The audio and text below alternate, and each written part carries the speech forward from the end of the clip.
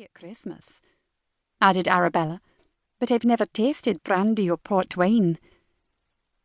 The port is probably a little smoother for unseasoned drinkers, but I've heard my brother Nate say French brandy is excellent. Perhaps we should all begin with that." Charlie turned her bright gaze on Sophie. "Wouldn't you agree?" "Yes." A burst of curiosity overcoming her trepidation, Sophie leaned across the quilted counterpane to examine the jumbled contents of the box. "So, what else have you smuggled in here?" An enigmatic smile tugged at the corner of Charlie's mouth. "Oh, this and that," she said, as she passed the bottle of brandy to Olivia to dispense. "All will be revealed after we raise our glasses, or I should say cups, in a toast." "A toast to what?" Arabella asked, as she took her brimming teacup from Olivia. Beneath her gold-rimmed glasses, her pretty nose wrinkled when she sniffed at the amber liquid. "You are being altogether too mysterious, Charlie." "To us, of course, and our new society." Sophie arched an eyebrow. "And does this society have a name?" "It certainly does." Charlie handed a teacup to Sophie, and then beamed as she added, "Right, my darling girls.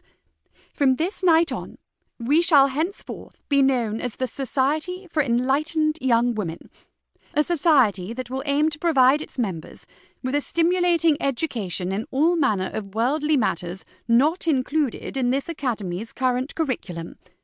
Such knowledge will, of course, be invaluable when each of us leaves here, and is subsequently obliged to embark on a quest to secure an advantageous match during the coming season. And as we all know how cutthroat the marriage mart can be, I, as head monitor, feel it is my incumbent duty to begin your supplementary tutelage sooner rather than later." Her gaze touched each one of them.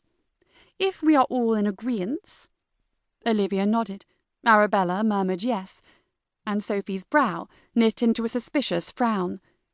"What worldly matters in particular?" she asked. Charlie cast her a knowing smile. "Why, matters that all men, young and old, know about, but we, as the fairer, weaker sex, are supposed to remain ignorant of until we are wed. But by that time I rather suspect it is too late. To my way of thinking, it would be much better to enter into marriage with one's eyes wide open.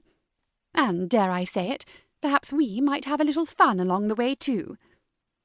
Are you referring to sexual congress?" whispered Olivia, her dough-brown eyes widening with shock. "Yes, I am. Among other things, the art of flirting is also an essential skill any wise debutante should have in her arsenal, and naturally it is a precursor to any activity of an amorous nature." Charlie turned to Sophie and raised a quizzical brow. Her eyes glowed with anticipation. "What say you, my friend?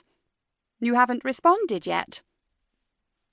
Sophie worried at her lower lip as she considered Charlie's proposal.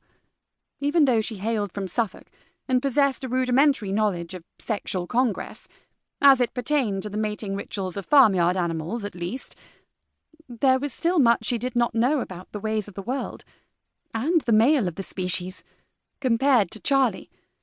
Indeed, Lady Charlotte Hastings was the only one in their close-knit group who had several brothers, one of whom was a well-known Rakehell, and she also had a blue-stocking aunt who was purported to be a liberal thinker and a woman ahead of her time.